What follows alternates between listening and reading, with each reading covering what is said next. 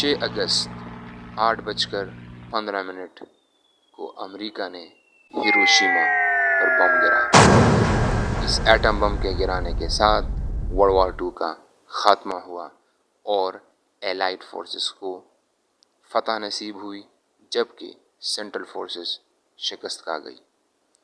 इस शिकस्त के बाद एलाइड फोर्सेस के लीडर्स, इंग्लैंड के prime minister Winston Churchill, American president Roosevelt और इसमें रशिया के प्रेसिडेंट जोसेफ स्टालिन ने एक मीटिंग अरेंज की याल्टा में, यानी क्रीमिया के सिटी में, जिसे कहा जाता है याल्टा कॉन्फ्रेंस।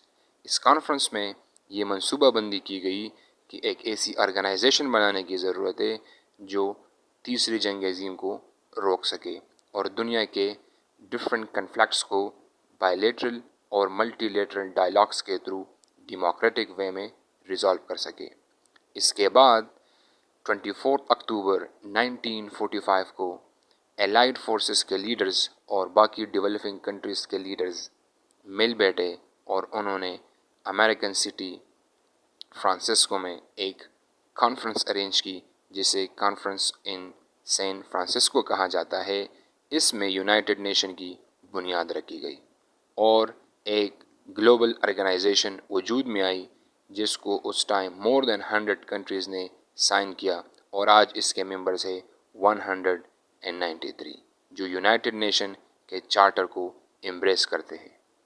यूनाइटेड नेशन के बनाने का मकसद ये था कि दुनिया में ऑन गोइंग कन्फ्लिक्ट्स को रिजॉल्व किया जा सके, छोटे ममालिक की सॉवरेनिटी को प्रिजर्व किया जा सके और ग्लोबल रिसोर्सेस को ह्यूमैनिटी के कलेक्टिव बेनिफिट्स के लिए इस्तेमाल किया जा सके।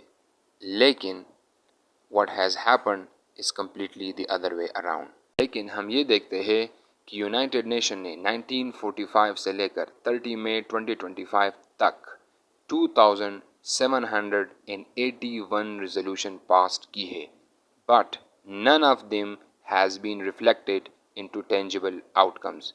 इनमें से किसी भी रेजोल्यूशन का कोई भी प्रॉस्पेरस नतीजा आज तक नहीं निकला, क्योंकि यूनाइटेड नेशन के ऊपर 5 डिफरेंट पावर्स का कब्जा है, जिसे वीटो पावर्स कहा जाता है।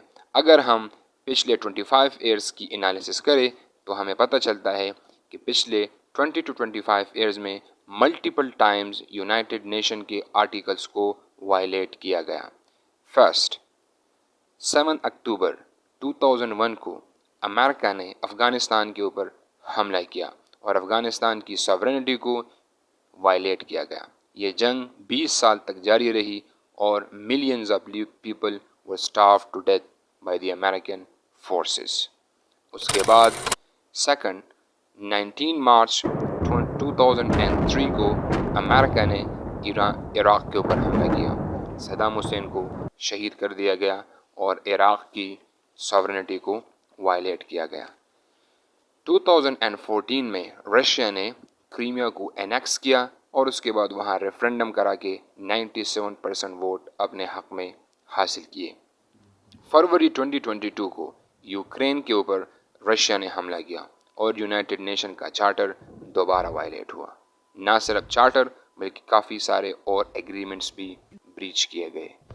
2023 7 अप्रैल इसराइल ने गज़ा के ऊपर हमला किया, जो अब तक जारी है और लाखों लोगों का लाइव जीनोसाइड हो चुका है।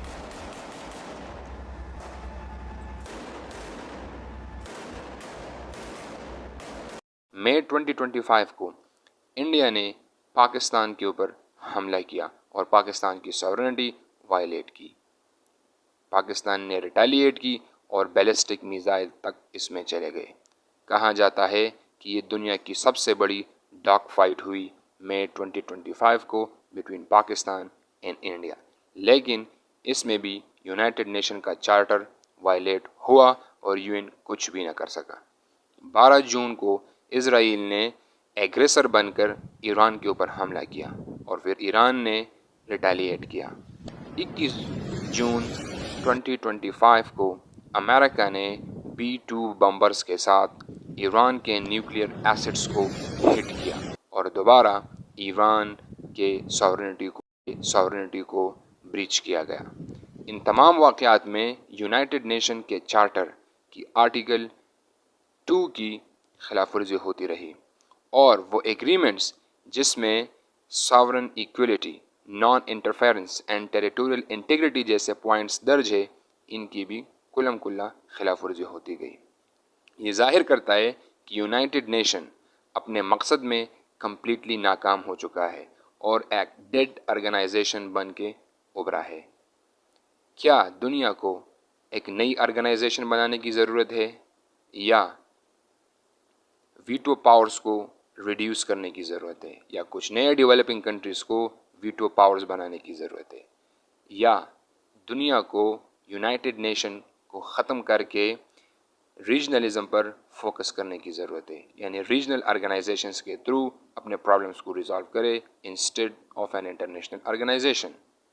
آپ لوگ کیا سمجھتے ہیں؟